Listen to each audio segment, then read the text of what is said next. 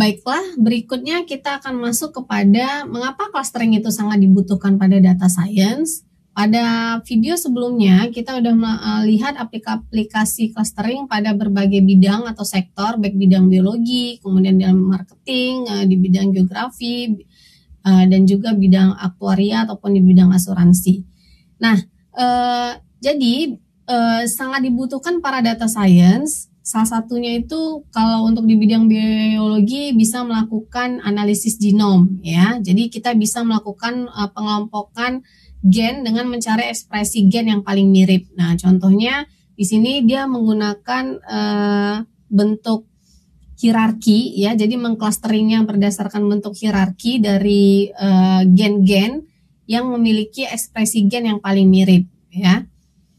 Kemudian ada juga yang berdasarkan kalau di bidang kesehatan biasanya bisa melakukan pengelompokan jenis makanan berdasarkan kandungan nutrisi, ya. Jadi ada beberapa makanan, kemudian nanti kita lihat kandungan nutrisinya apakah berdasarkan dari kalori, protein, lemak, kalsium, dan zat besi. Nah, ini juga bisa digunakan di dalam bidang ilmu kesehatan. Kemudian kalau di bidang taksonomi, ya, ini juga paling banyak dipakai di biologi, ya. Ini biasanya digunakan untuk mengelompokkan spesies melalui tingkatan kemiripan untuk diatur di bagian taksonominya, ya. Biasanya ini untuk baik taksonomi spesies tumbuhan ataupun biasanya di hewan dan juga bakteri dan sebagainya. Nah, ini contoh model hierarki clustering, ya.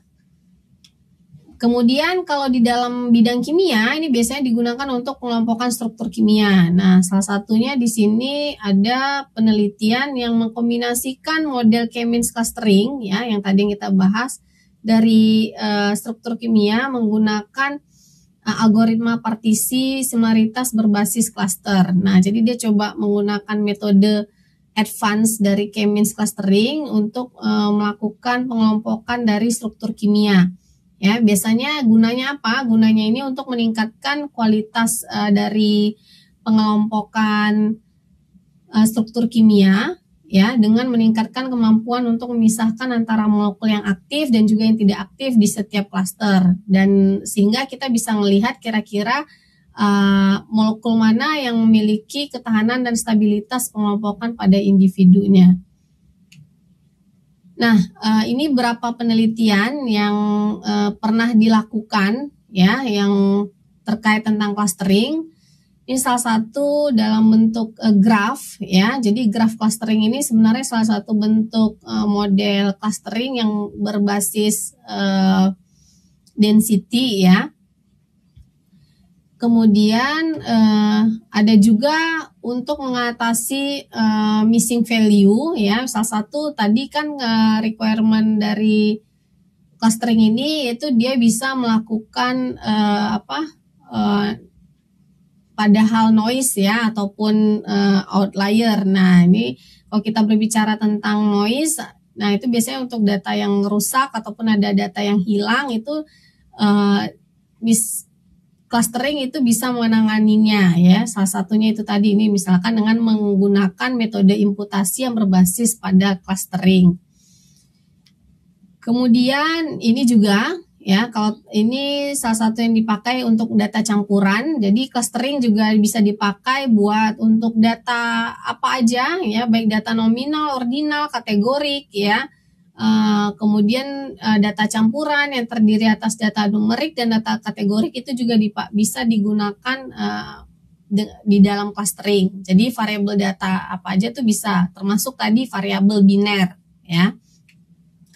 Nah, ini salah satu untuk proses klasifikasi, ya, menggunakan metode fuzzy kernel K-means. Jadi di dalamnya itu ada pengelompokan dulu, kemudian nanti baru dilakukan proses klasifikasi.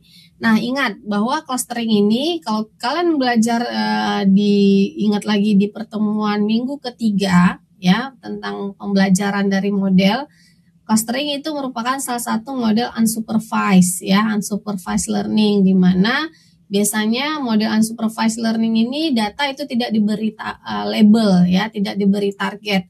Jadi seperti contoh-contoh yang dilihat pada K-means clustering tadi, itu sebenarnya data-data yang ada itu tidak ada targetnya. Jadi kita tidak tahu antara kita punya beberapa variabel ya, tapi targetnya itu kita tidak tahu akan dikelompokkan kemana. Nah, jadi dalam melakukan pengelompokan itu proses clustering itu biasanya dia akan mencari kemiripan dari karakteristik pada data, apakah itu berdasarkan pola atau misalkan dari pendekatan tertentu yang lainnya. Nah, ini yang biasanya sering perlu diingat bahwa sebenarnya clustering ini merupakan salah satu model dari unsupervised learning.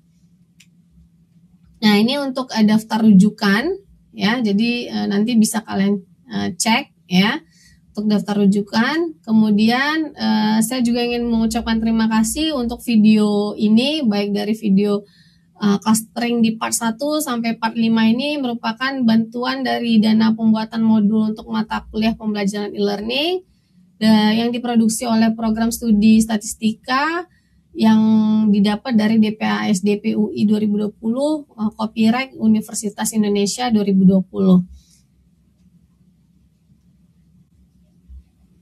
Baiklah, sekian untuk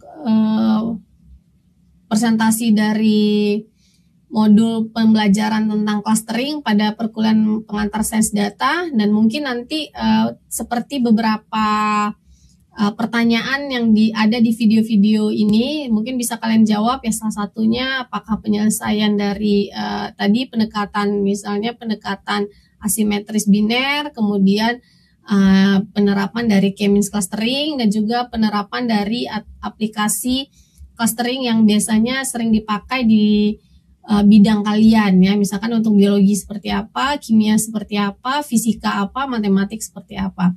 Oke, baiklah, saya mengucapkan terima kasih untuk pertemuan akhir kali ini, dan saya akhiri dengan Assalamualaikum warahmatullahi wabarakatuh, dan sampai jumpa di video-video berikutnya.